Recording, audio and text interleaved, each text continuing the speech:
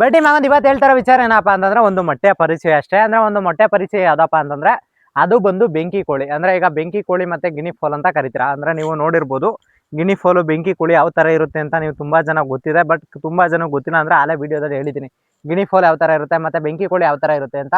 ಅದರ ಮೊಟ್ಟೆ ಅಂದ್ರೆ ಇಲ್ಲೇ ತೋರಿಸ್ಬಿಡ್ತೀನಿ ರೀ ನಿಮ್ಗೆ ಒಂದ್ ಸೆಕೆಂಡ್. ಗಿನಿ ಫೋಲ್ ಯಾವುದು ಅಂತಂದ್ರೆ ಇಲ್ಲಿದೆ ನೋಡಿ, ಇಲ್ಲಿ ಕಾಣಿಸ್ತಿದೆ ನೋಡಿ. ಇದನ್ನ ನಿಮ್ ಕಡೆ ಏನಂತೀರಾ ಅಂತ ಕಮೆಂಟ್ ಮಾಡಿ. ಇದೇ ಗಿನಿ ಫೌಲು ಮತ್ತೆ ಬೆಂಕಿ ಕೋಳಿ ಅಂತ ನಮ್ಮ ಕಡೆ ಕರೆಯೋದು ಹೆಚ್ಚಾಗಿ.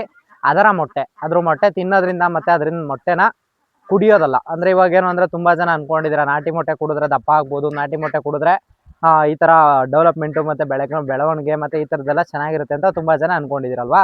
ಆ ತರ ಇದನ್ನ ಕುಡಿಯೋಕ್ಕಾಗಲ್ಲ, ಯಾಕಂದ್ರೆ ಇದು ಕುಡಿಯೋಕೆ ಸ್ಮೆಲ್ ಬರುತ್ತೆ. ಅಂದ್ರೆ ಇದೇ ಬೆಂಕಿ ಕೋಳಿ ಮೊಟ್ಟೆ ನೋಡಿ. ಇದು ತ್ರಿಭುಜ ಶೇಪಲ್ಲಿ ನಿಮ್ಗೆ ಯಾವ ತರ ಇದೆ ಅಂತ ಅಂದ್ರೆ ನೋಡ್ಕೋತಾ ಇರ್ಬೋದು. ಇದರಿಂದ ಏನೇನು ಉಪಯೋಗ ಅಂತ ಏನಾದರೂ ನೀವು ಕೇಳೋದಿತ್ತು ಅಂದ್ರೆ ಫಸ್ಟ್ ಆಫ್ ಆಲ್ ಬಂದು ನಿಮಗೆ ಅಂದ್ರೆ ಈಗ ಬೆಂಕಿ ಕೋಳಿ ಮೊಟ್ಟೆ ಫಸ್ಟ್ ಬಂದು ನಿಮ್ಗೆ ಉಪಯೋಗ ಏನು ಅಂತಂದ್ರೆ ಕೊಬ್ಬಿನ ಅಂಶ ತುಂಬಾ ಕಡಿಮೆ ಇರುತ್ತೆ. ಅಂದ್ರೆ ಇದರಲ್ಲಿ ಇರುವಂತ ಕೊಬ್ಬಿನ ಅಂಶ ತುಂಬಾ ಕಡಿಮೆ ಇರುತ್ತೆ. ಆಮೇಲೆ ಮೊಟ್ಟೆನ 20 ರಿಂದ 30 ದಿನ ಇಡ್ಬೋದು ಇದನ್ನ. ಅಂದ್ರೆ ಇದು ಕಾಣಿಸ್ತಿದೆಯಲ್ಲ, 20 ರಿಂದ 30 ದಿನ ಇಡುವಂತ ಕೆಪಾಸಿಟಿ ಮೊಟ್ಟೆಗೈತೆ. ಆಮೇಲೆ ಇನ್ನೊಂದು ಏನಪ್ಪಾ ಅಂತಂದ್ರೆ ನೀವು ಏನಾದರೂ ಈಗ ಜಿಮ್ ಮಾಡೋರು ಅಥವಾ ಏನಾದರೂ ಹುಷಾರ್ ತಪ್ಪಿರೋರು ಅಥವಾ ನಿಮಗೆ ಅಂದ್ರೆ ಮೂಳೆಗಳ ಪ್ರಾಬ್ಲಮ್ಸು ಮತ್ತೆ ಈ ಥರದ್ದು ಏನಾರು ಇತ್ತು ಮತ್ತೆ ವಿಟಮಿನ್ ಕೊರತೆ ಐತೆ ಮತ್ತೆ ಈ ಥರದ್ದು ಇತ್ತು ಅಂದ್ರೆ ಚೆನ್ನಾಗಿ ಬೇಯಿಸ್ಬೇಕು. ಅಂದ್ರೆ ಚೆನ್ನಾಗಿ ಬೇಯಿಸ್ಬಿಟ್ಟು ತಿನ್ನಬೇಕು. ಮತ್ತೆ ಇದು ಮೊಟ್ಟೆ ಮೇಲ್ಗಡೆ ಏನೈತೆ ಅಂದ್ರೆ ಸಿಪ್ಪೆ ಐತಲ್ಲ, ಅದು ಎಷ್ಟು ಗಟ್ಟಿಯಾಗಿರುತ್ತೆ ಅಂದ್ರೆ ಈಗ ನಾಟಿ ಕೋಳಿ ಮೊಟ್ಟೆಗೂ ಇದಕ್ಕೂ ಏನಾದರೂ ನೀವು ಕಂಪ್ಯಾರಿಸನ್ ಮಾಡಿದ್ರೆ ನಾಟಿ ಕೋಳಿ ಮೊಟ್ಟೆಗಿಂತ ತುಂಬಾ ಬೆನಿಫಿಟ್ ಇರುವಂತ ಮೊಟ್ಟೆ ಅಂದ್ರೆ ಬೆಂಕಿ ಕೋಳಿ ಮೊಟ್ಟೆ. ಮತ್ತೆ ಇದ್ರ ಮೊಟ್ಟೆ ಸಿಪ್ಪೆನೂ ಕೂಡ ಅಷ್ಟೇ ಗಟ್ಟಿಯಾಗಿರುತ್ತೆ. ಅಂದ್ರೆ ಕೆಳಗಡೆ ಹಿಂಗೆ ತುಪ್ಪ ಅಂತ ಎದಾಕೋದ್ರು ಬೇಗ ಹೊಡಿಯಲ್ಲ. ಅಂದ್ರೆ ಇದನ್ನ ಯಾವ ಥರನಪ್ಪ ಅಂತಂದ್ರೆ ಚೆನ್ನಾಗಿ ಬೇಯಿಸಿ ಆಮೇಲೆ ನೀಟಾಗಿ ಎಳ್ಕೋಬೇಕು. ಅಷ್ಟು ಬೇಯಿಸ್ಕೊಂಡು ತಿಂದರೆ ಮಾತ್ರ ಒಳ್ಳೆಯದು. ಅಂದರೆ ಪ್ರೋಟೀನ್ ಅಂಶಗಳು ಅಥವಾ ವಿಟಮಿನ್ ಅಂಶಗಳು ಅಥವಾ ಕೊಬ್ಬು ಕಡಿಮೆ ಇರೋದ್ರಿಂದ ನಿಮಗೆ ರೋಗ ಲಕ್ಷಣಗಳು ಮತ್ತು ಈ ಥರ ರೋಗ ನಿರೋಧಕ ಶಕ್ತಿ ತುಂಬ ಇರುತ್ತೆ.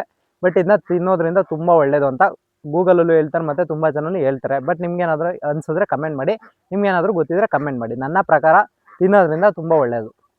ಮೊನ್ನೆ ಒಂದು ವಿಡಿಯೋ ಮಾಡಿ ಹಾಕಿದೆ, ಅದ್ರಲ್ಲಿ ಏನಪ್ಪ ಅಂತಂದ್ರೆ ಬಡ್ಡಿ ಮಗಂದು ಏನಪ್ಪ ಅದರಲ್ಲಿ ಅಂದ್ರೆ ನಾಟಿ ಕೋಳಿಗಳನ್ನ ಅದ್ರ ಮೇಲೆ ಹೋಗ್ಬಿಟ್ಟು ಬಾತುಕೋಳಿ ಕ್ರಾಸ್ ಮಾಡುವಂತ ವಿಡಿಯೋ ಹಾಕಿದೆ. ಅಂದ್ರೆ ತುಂಬಾ ಜನ ಏನ್ ಅನ್ಕೊಂಡಿದ್ರ ಅಂದ್ರೆ ಅದನ್ನ ಅಣ್ಣ ನಾಟಿ ಕೋಳಿ ಮೊಟ್ಟೆ ತರ ಬರುತ್ತೆ ಇಲ್ಲ ಬಾತುಕೋಳಿ ಮೊಟ್ಟೆ ತರ ಬರುತ್ತೆ ಅಂತ ತುಂಬಾ ಜನ ಕೇಳ್ತಿದ್ರ.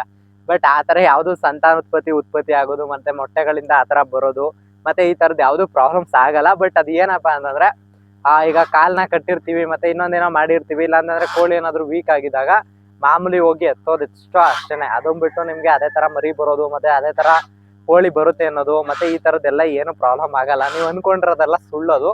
ಬಟ್ ಆದ್ರೆ ಏನಪ್ಪಾ ಅಂದ್ರೆ ಫಾರಮ್ಗಳಲ್ಲಿ ಒಟ್ಟಾಗಿದ್ದಾಗ ಒಕ್ಕೊಂಡಿದ್ದಾಗ ಮತ್ತೆ ಕೋಳಿಗಳ ಮೇಲೆ ಸದ್ರ ಜಾಸ್ತಿ ಇತ್ತು ಅಂದಾಗ ಅಂದ್ರೆ ಈಗ ಅವಕ್ಕೆ ಅಂತ ಸದ್ರಗಳು ಜಾಸ್ತಿ ಕೊಡೋದು ಮತ್ತೆ ಕೋಳಿಗಳ ಜೊತೆ ಹೆಂಗೆ ಹೋದ್ರು ಟೈಮ್ ಸ್ಪೆಂಡ್ ಮಾಡಿದಾಗ ಈ ಬೆಂಕಿ ಕೋಳಿ ಆಗ್ಬೋದು, ಈ ಟರ್ಕಿ ಕೋಳಿಗಳಾಗ್ಬೋದು ಮತ್ತೆ ವೀಕ್ ಇರೋ ಕೋಳಿಗಳಿಗೆ ಆತರ ಹತ್ತೋದು ಮತ್ತೆ ಆತರ ಮಾಡುವಂಥದ್ದು ಸಹಜ. ಅಂದ್ರೆ ಪ್ರತಿ ಒಂದು ಫಾರಮ್ ಅಲ್ಲೂ ಕೂಡ ಇದೆಲ್ಲ ನಡೆಯುವಂಥದ್ದು. ಅಂದ್ರೆ ಈಗ ಬಾತುಕೋಳಿನೇ ಕ್ರಾಸ್ ಮಾಡ್ತವೆ ಮತ್ತೆ ಈ ತರದ್ದು ಅನ್ನೋದಲ್ಲ.